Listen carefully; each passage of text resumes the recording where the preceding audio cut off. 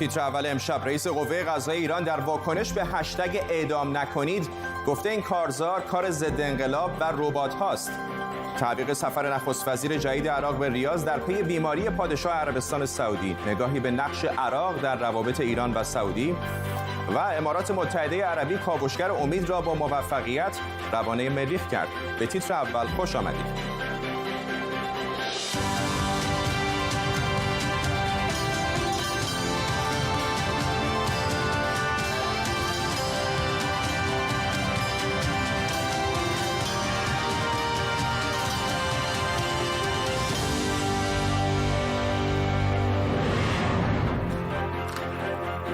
سلام بر شما. رئیس قوه قضاییه ایران گفته جریان‌های ضد انقلاب و ربات‌ها در جفسازی علیه قوه قضاییه نقش دارند. حرفای او اشاره به کارزار اینترنتی اعدام نکنید است.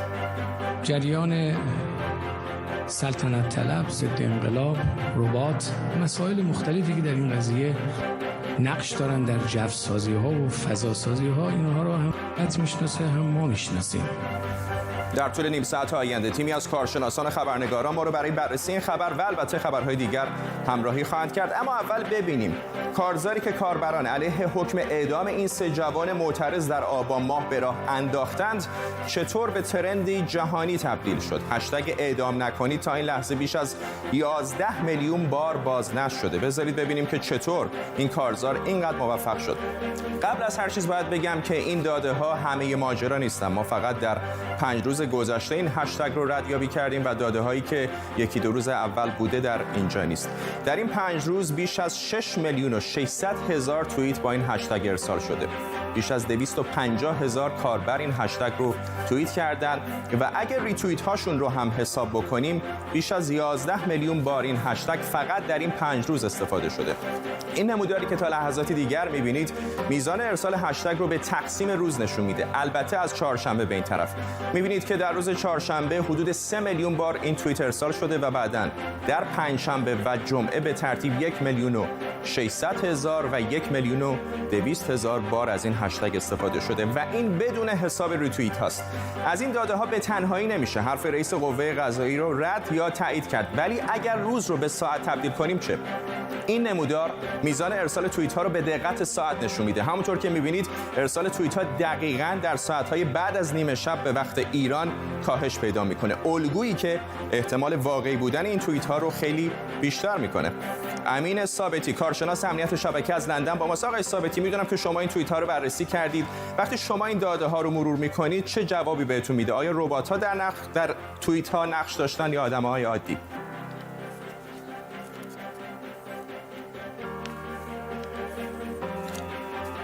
آقای ثابتی صداتون رو نداریم، اگه دوباره بگید.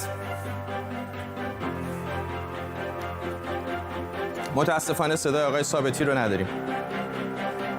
خیلی خوب، تا ارتباطمون با آقای ثابتی برقرار بشه خبری فوری داریم که مطمئنم براتون جالب. ساعتی پیش دانشگاه آکسفورد اعلام کرد واکسنی برای مقابله با ویروس کرونا تهیه کرده که نتیجه بخش بوده. نتایج اولیه نشون میده واکسن کرونا دانشگاه آکسفورد بی خطره و میتونه سیستم ایمنی بدن رو برای مقابله با این ویروس فعال کنه. این ویروس روی 1077 نفر این واکسن در واقع تست شده و سیستم ایمنی هم در همه اونها بعد از 2 بار دریافت واکسن پاتن‌های لازم رو تولید کرده. همونطور که گفتم خبر فوری بود که دانشگاه آکسفورد واکسنی رو آزمایش کرده که نتایج اولیه‌اش مثبت بوده و بسیار امیدوار کننده است.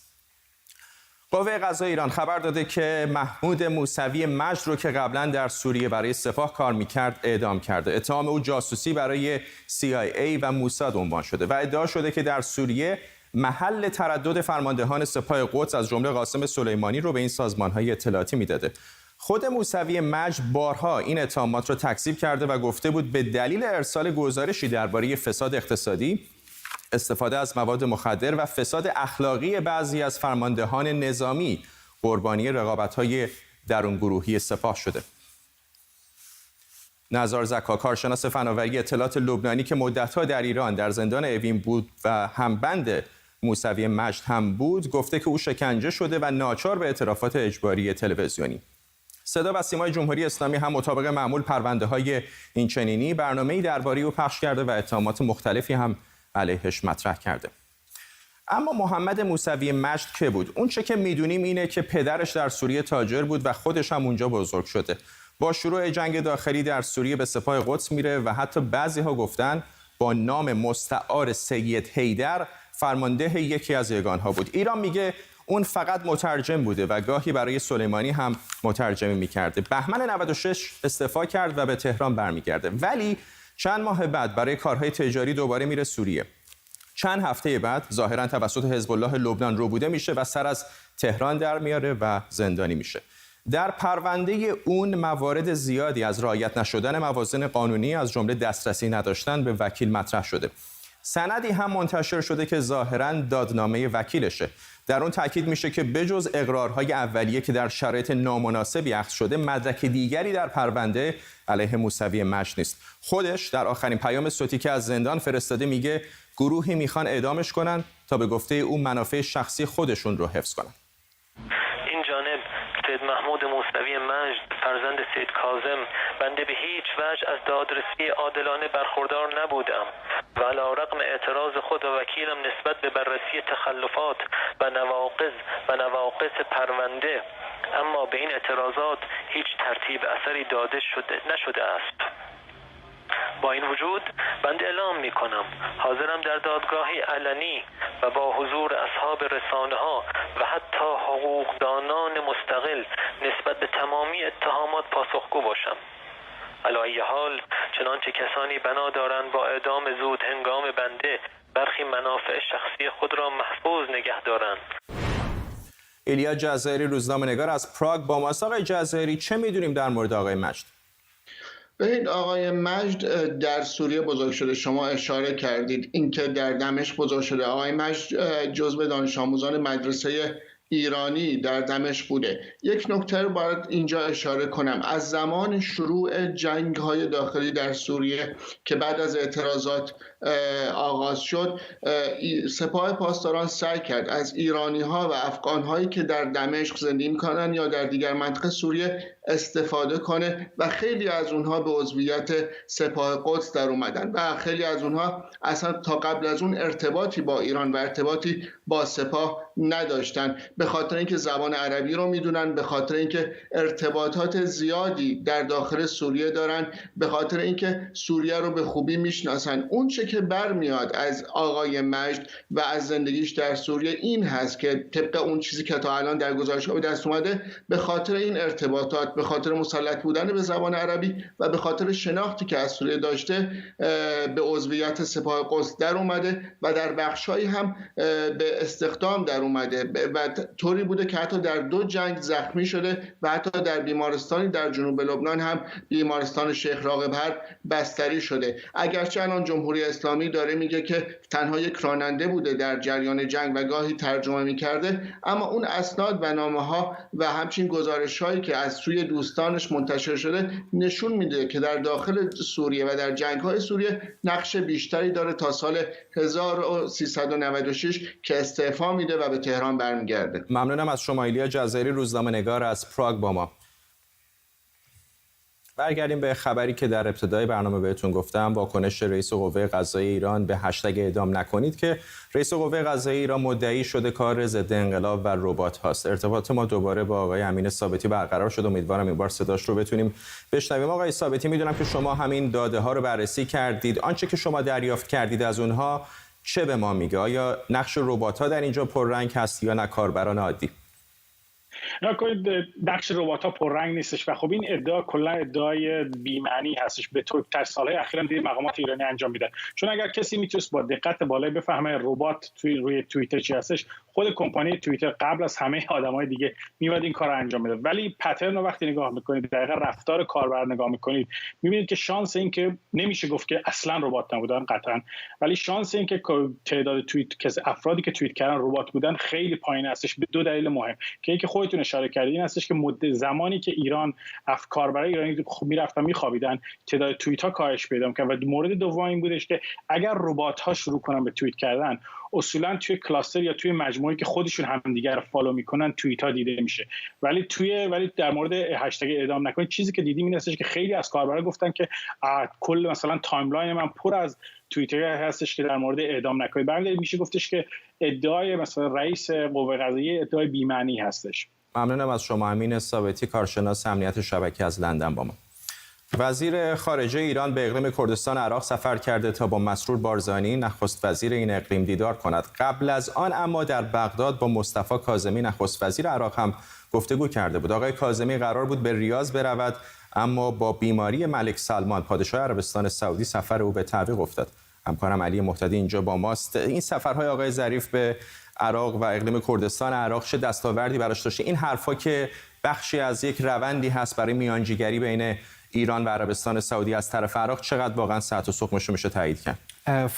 سفر آقای ظریف یه سفر اعلام نشده و برنامه‌ریزی نشده بود و سوالات زیادی رو ایجاد کرد. منتها به مرور داره نتایج سفرش بیرون میاد. از جمله اندک قبل رئیس شورای عالی قضایی عراق اعلام کرد که در جریان این سفر با آقای ظریف به توافق رسیدن برای اینکه پرونده ترور قاسم سلیمانی رو چطور پیگیری بکنن. با توجه به اینکه ابومهدی مهندس نماینده پیشین مجلس عراق بوده و گزارش سازمان ملل هم حاکی از این بوده که در واقع این عملیات آمریکا غیر قانونی بوده، دانش عراق تصمیم داره که به شکل قانونی شکایت بکنه و ایران هم داره بررسی میکنه که در این شکایت چه نقشی میتونه داشته باشه. این یکی از نتایج سفر هست. منتها به شکل کلی گفته میشه که خود آقای کاظمی یکی از اهداف اصلیش در نخست وزیری این هست که عراق رو تبدیل به یک کشور بی‌طرف بکنه و در قدم دوم یک نزدیکی بین ریاض و تهران ایجاد بکنه.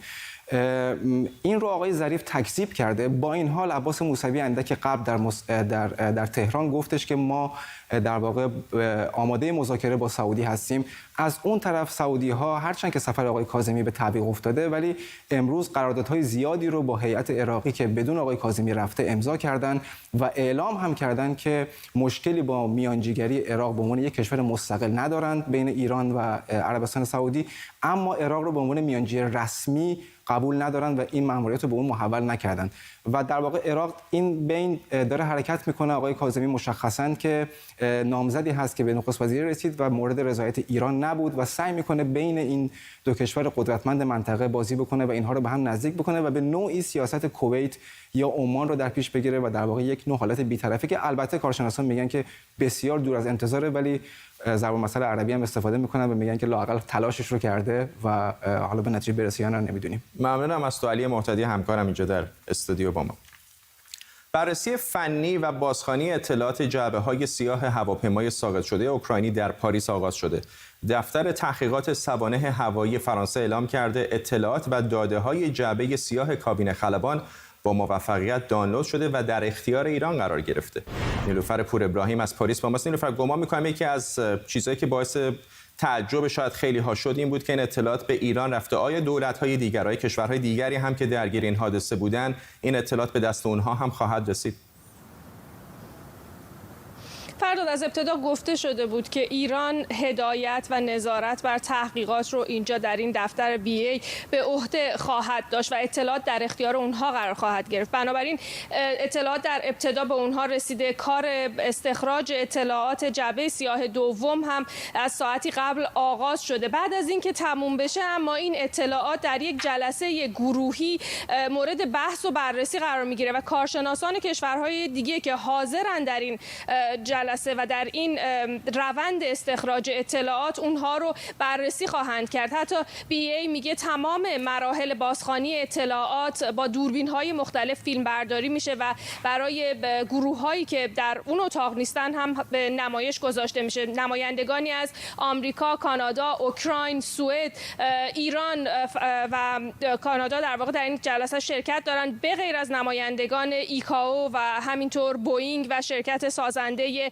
موتور هواپیما سفران. به غیر از این رو هم باید اشاره بکنیم که به هر حال اعتمادی کشورهای حاضر و ذی‌نفع در این موضوع به ایران ندارند. همین امروز در گفتگوی وزیر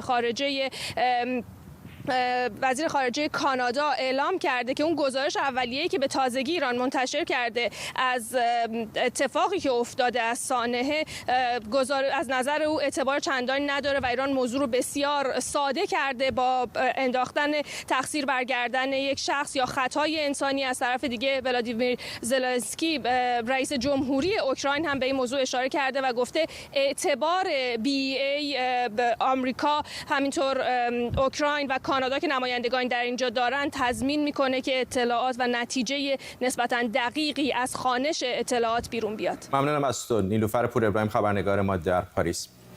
در ایران ستاد تنظیم بازار با درخواست افزایش قیمت محصولات سایپا موافقت کرده. در لیست جدید سایپا قیمت بعضی محصولات بین 16 تا 35% افزایش داشته. پیشتر هم شورای رقابت و ستاد تنظیم بازار توافق کرده بودند قیمت خودرو هر 3 ماه یک بار بر اساس نرخ تورم اعلام شده از سوی بانک مرکزی بروز شود.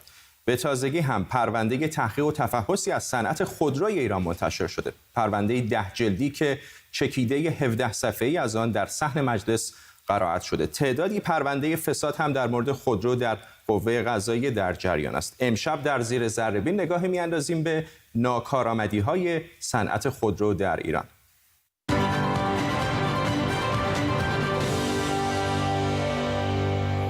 مجلس ایران گزارشی از ناکارآمدی صنعت خودرو منتشر کرده. آمار و ارقام این گزارش حتی با استانداردهای ایران هم باور نکردنیه. بیاین نگاهی بندازیم به یه سری از داده‌های این گزارش. مثلا گزارش مجلس میگه از هر خودروی پراید 30 میلیون تومان به جیب راندخاران و دلال‌ها میره. یعنی بسته به مدلش چیزی تا 50% قیمت نهایی.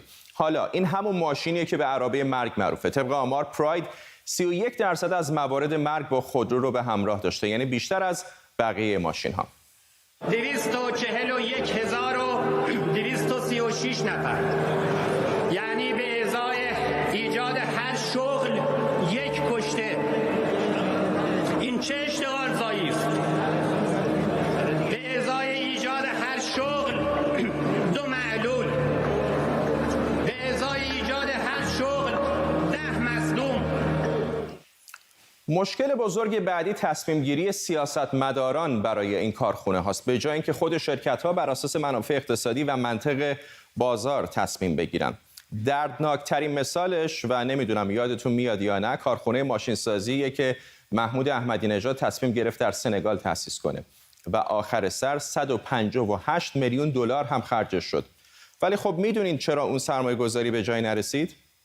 چون کشور سنگال نمیتونه حتی برق کارخونه رو تامین کنه.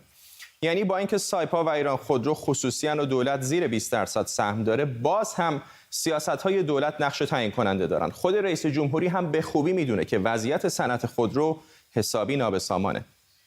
اگر بنا باشه یه جنسی ما در داخل تولید کنیم به مردم خودمون بفروشیم، خب میشیم صنعت خودرو. وقتی به مردم خودمون فروختیم، امروز گرون میکنیم، فردا گرونتر میکنیم، امروز کیفیت میاریم پایین، فردا میاریم پایینتر. مشتری‌های معمولی هم به شدت از صنعت خودرو ناراضی‌اند. مثلا در سال 98 11,000 شکایت در مورد خودرو در سازمان تعزیرات ثبت شده. 11,000 شکایت. یکیش اینه که مردم به سختی میتونن برای خودرو ثبت نام بکنن و از این بابت شاکیان. از اون طرف توی گزارش به فردی اشاره شده که در سال 97 325 خودرو رو فقط با یک کارت بانکی ثبت نام کرده، یا ثبت سفارش 6481 خودروی سواری بعد از تاریخ بسته شدن سامانه ثبت نام و به صورت غیرقانونی، یا ثبت 5300 سفارش در سال 95 از طریق شرکتی در امارات متحده عربی.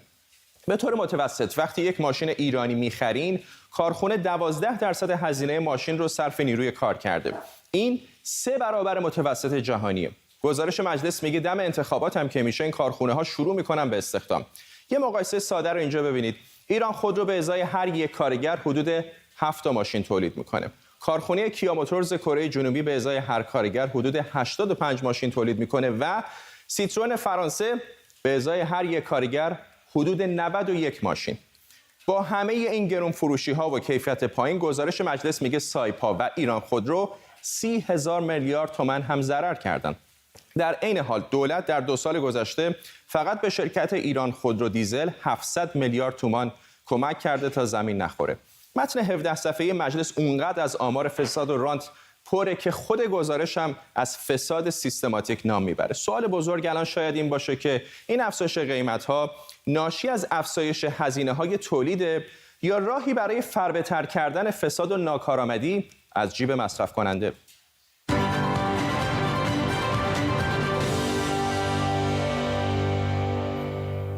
مایک پومپئو وزیر خارجه آمریکا امروز وارد لندن شده و با بوریس جانسون نخست وزیر بریتانیا دیدار می‌کند. هدف از سفر پومپئو بررسی تنش‌ها بین چین و دولت‌های بریتانیا و آمریکا اعلام شده. سوران قربانی خبرنگار ما از روبروی دفتر نخست وزیر بریتانیا در مرکز لندن با ما. سوران، این تنش هم بین آمریکا و چین و هم بین چین و بریتانیا هر روز داره شدت میگیره. تازه‌ترین‌ها چه است؟ در حقیقت تصمیم دولت بریتانیا برای تعلیق پیمان استرداد مجرمین و افراد تحت تعقیب به هنگ کنگ تازه ترین تصمیم دولت بریتانیا در واکنش به سیاست اجرای طرح امنیت ملی جدید در هنگ کنگ است که انتقادهای زیادی رو به دنبال داشته.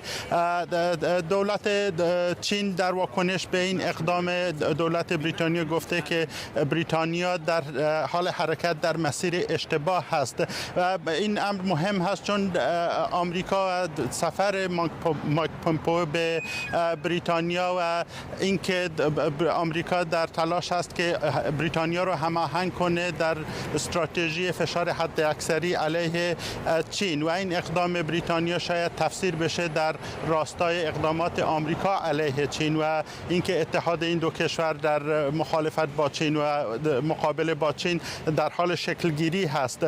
از سوی دیگر تعدادی از اعضای پارلمان که از حزب مخالف و حزب کارگر هستند از این تصمیم دولت بریتانیا و کابینه بوریس جانسون حمایت کردند و گفتند که دولت بریتانیا دوران طلایی رابطه بریتانیا و سوی استفاده چین از بریتانیا به سر رسیده و اینکه دولت بریتانیا باید در مسیر درست حرکت میکنه. هرچند بوریس جانسون نخست وزیر بریتانیا ساعتی پیش گفته بود که اون سیاست مخالفت با چین به هر قیمتی رو نداره و اینکه زانو نخواهد زد در برابر سیاستایی که در کل ضد چینی هستند و اینکه این امر مهم که چین نقش مهمی در زندگی سیاسی اقتصادی مردم بریتانیا در آینده خواهد داشت و این مسئله مهم هست که اونها روابط حسنه خودشون با بریتانیا با چین رو حفظ کنند. تصمیم تعلیق طرح استرداد مجرمین گفته شده که سریعا عملی خواهد شد و نامحدود است تا زمانی که دولت چین تضمین کنه که هر مجرم یا فرد تحت تعقیبی به هنگ کنگ بازگردانده بشه طبق قوانین حقوق بشر با او رفتار خواهد شد و این اشخاص به چین باز نخواهند گشت. ممنونم از سوران قربانی خبرنگار ما از روبروی محل اقامت نخست وزیر بریتانیا. کاوشگر امید امارات متحده عربی بعد از پرتابی موفقیت‌آمیز از ژاپن سفرش به سوی مریخ را شروع کرده.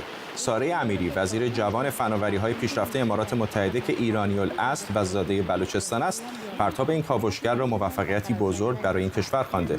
موفقیتی که البته زنان نقش اصلی را در آن داشتند. 80% گروه علمی و بیش از 1/3 از تیم اجرایی مأموریت دانشمندان و متخصصان زن اماراتی بودند. همکارم همایون خیری اینجا با ماست. همایون، یکم در مورد این پروژه اول بهمون توضیح بده که برنامه‌اش چه هست و چه قراره بکنه بر مریخ. ببینین کاوشگر مریخ مثل هر کاوشگر دیگه‌ای مقدار زیادی داده از جایی میده که ما داده هامون هنوز کامل نیست ازش. یعنی در مورد مریخ که میگن قبلا آب داشته و این تصور قدیمی که میتونست جایی بوده برای زندگی، بنابراین کاوشگر الان داره میره از اونجا به ما اطلاعات بده و تعداد کاوشگرها وقتی بیشتر باشه اطلاعات ما هم بیشتره. منتها اون چیزی که خیلی مهم هست این است که انجام دادن چنین کارهایی نیاز به یک توان مالی خیلی یا اقتصاد خیلی قوی داره. بنابراین امارات متحده میتونه الان ادعا بکنه که به هر حال گرچه این به اصطلاح طرح با کشورهای دیگه به خصوص در آمریکا با دانشگاه‌های مختلف انجام شده، میتونه بگه ما اینو الان میتونیم هدایت بکنیم، نگهداری بکنیم و ازش داده بگیریم، برای اینکه فقط پرتابش نیست. در طول سالهای آینده تیم‌های مختلفی از این استفاده خواهند کرد. دریافت اطلاعات هست، نگهداری از این هست و بنابراین یک به اصطلاح توان مالی میخواد که خب والا امارات متحده میتونه این کار انجام بده.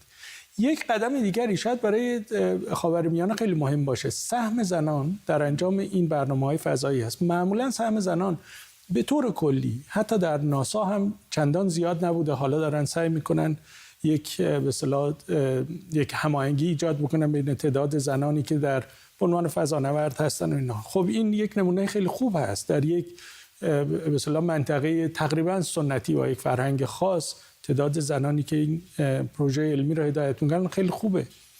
و یک نکته خیلی مهمتر این است که این کشور مثل امارات که شبیه به ایران و بقیه کشورهای منطقه هستن، بیشتر اقتصادشون مبتنی بر نفت هست. حالا با آموزش نیروی انسانی متخصص در زمینه‌های فضایی میتونن بگن ما میتونیم اصولاً حالا پروژه‌های بزرگتر انجام بدیم و حتی دستمزد دریافت کنیم برای اینکه چنین کارهایی رو بتونیم از ابتدا تا انتها کم کم خودمون انجام بدیم و بشیم نیروی متخصص منطقه. ممنونم از تو همایون خیری، همکارم اینجا در استودیو. و به این ترتیب میرسیم به پایان تیتر اول امشب. تا دقایق دیگر میتونید لینک یوتیوب برنامه رو هم ببینید و ساعتی بعد از اون با زیرنویس فارسی و انگلیسی هم میتونید اون رو دوباره ببینید. ممنون از همراهیتون. تا فردا، بدرود.